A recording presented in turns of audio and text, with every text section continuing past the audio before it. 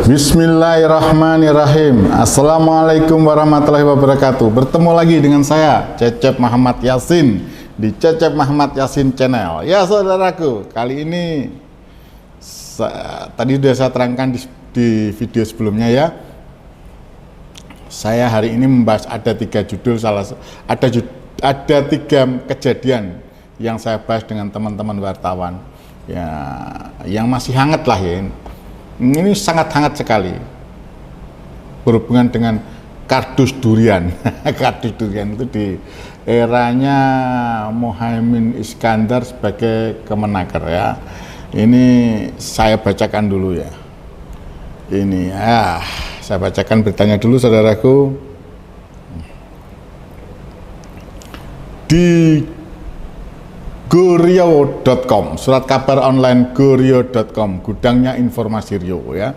Jumat 28 Oktober 2022, KPK siap buka kasus kardus durian yang diduga libatkan Cak Imin. Jakarta, Ketua Komisi Pemberantasan Korupsi KPK Firly Bahuri mengungkapkan pihaknya siap membuka kembali kasus kardus durian yang diduga melibatkan Ketua Umum Partai Kebangkitan Bangsa PKB Muhaimin Iskandar alias Cak Imin. Perkara lama yang disebut kardus durian ini juga menjadi perhatian kita bersama, ujar Firly dalam keterangannya Jumat tanggal 28 bulan 10 tahun 2022 ya, hari ini ya.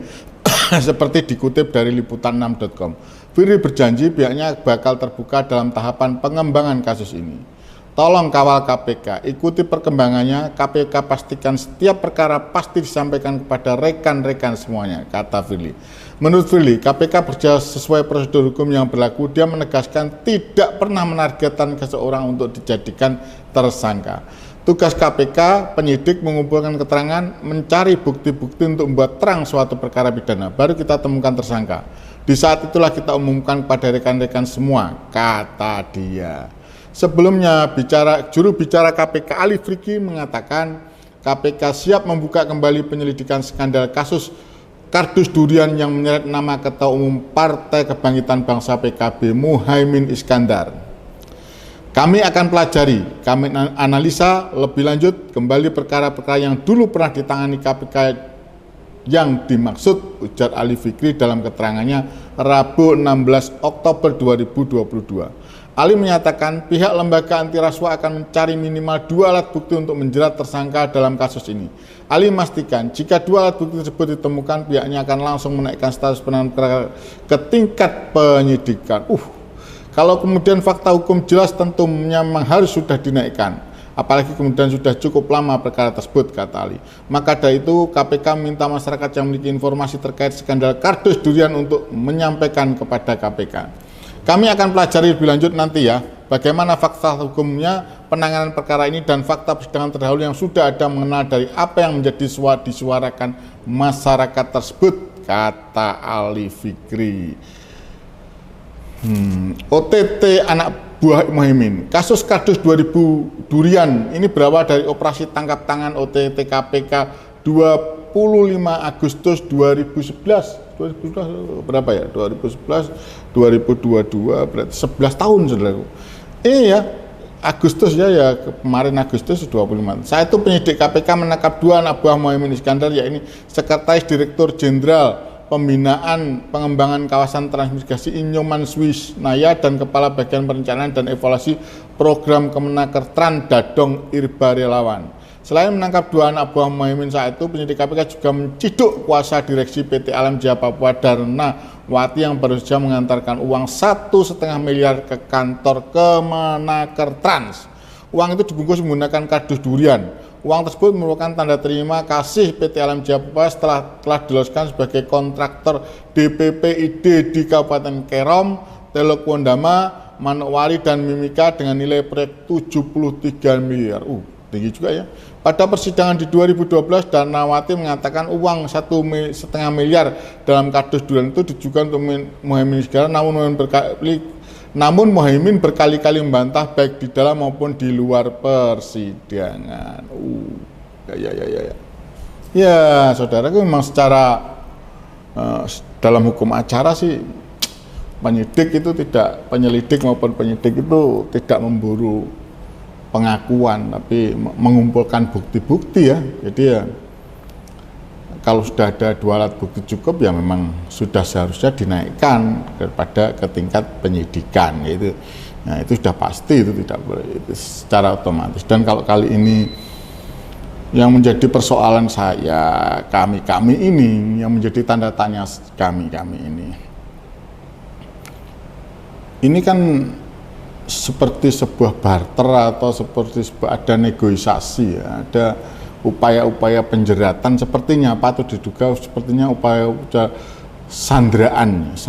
Jadi kalau saya boleh mengatakan ya inilah salah satu bagian dari penyanderaan kepada politisi-politisi. Dan ya memang seperti ini penyanderaannya di negeri ini. Sepertinya sandra menyandra itu menjadi sebuah hal yang biasa, yang harusnya kita prihatin. Kenapa tidak dari dulu-dulu gitu loh.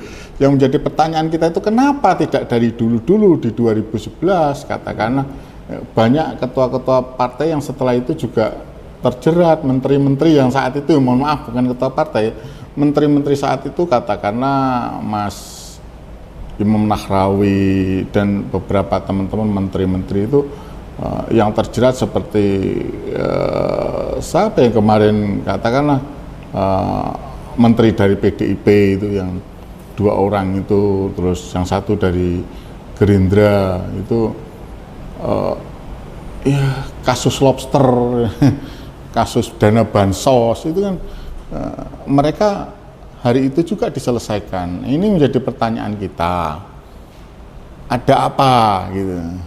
Kalau memang penegakan hukum kenapa tidak dari dulu gitu loh. Karena kita butuh kepastian kenapa tidak dari dulu, dan kalaulah itu ada bukti kenapa baru sekarang dinaikkan, dibuka lagi. Ini sudah 11 tahun. Ini yang menjadi persoalan saudaraku, yang menjadi pertanyaan yang harusnya dijawab oleh KPK. Kenapa?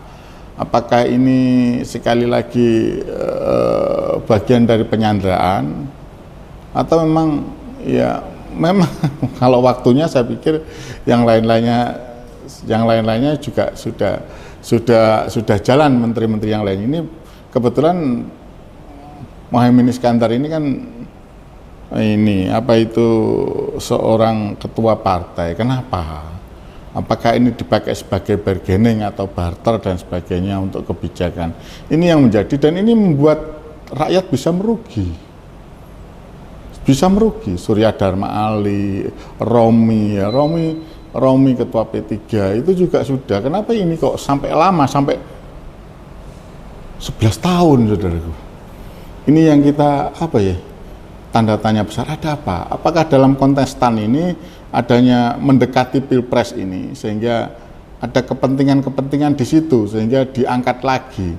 Nah, kalau saya meyakini sesungguhnya ini ada saya tidak tahu apakah ini ada 2 alat bukti yang sudah cukup atau bagaimana. Sesungguhnya sudah ada. Kalau saya yakin sih kalau KPK mau dari dulu memang benar itu dilaksanakan dari dulu. Memang sudah terlaksana, tapi menjadi pertanyaan saya, ini ada nggak alat buktinya, 2 alat bukti yang cukup dari KPK? Dan yang kedua,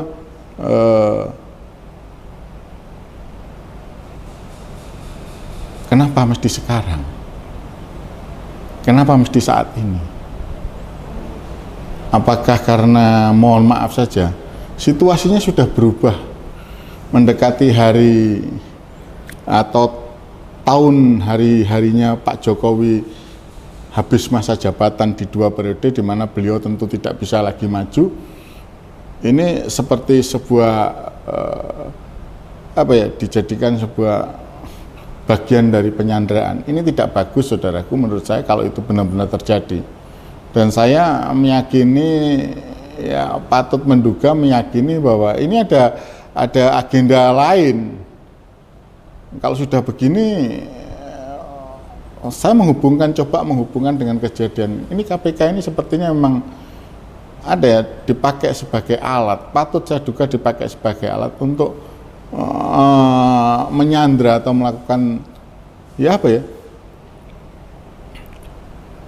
tindakan-tindakan atau perbuatan yang tentu saja ini merugikan kita rakyat, sehingga independen daripada seorang ketua partai akan mengikuti alurnya penguasa walaupun itu salah. Dan ini menurut saya culas ini. Jadi kembali lagi saudaraku, saya tidak bermaksud untuk mencampuri masalah bagian kerja dari KPK. Saya cuma sebagai rakyat bertanya, ada apa, ada kepentingan apa, dan untuk keuntungan siapa? Itu aja saya. Jadi itulah yang menjadi pertanyaan saya. Ini ada apa? KPK kok membuka lagi? Kenapa tidak dari dulu-dulu? Nah, ini ada kepentingan apa dan untuk keuntungan siapa? Ini yang harus dijelaskan oleh KPK. Karena waktunya 11 tahun sudah. Sungguh unlogika, tidak masuk akal gini. Seperti sehingga manuver-manuver ini bisa membahayakan situasinya.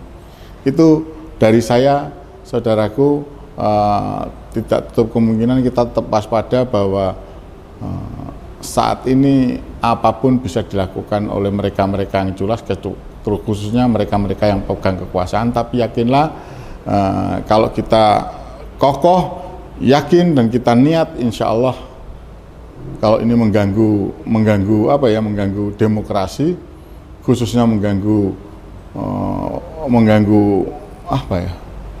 Anies Rashid Baswedan, ya inilah salah satu bentuk daripada keculasan. Ya, semoga ini tidak terjadi, tidak merugikan khususnya Anies Rashid Baswedan.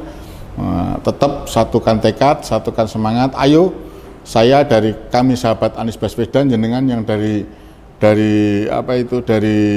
relawan-relawan bersatu padu.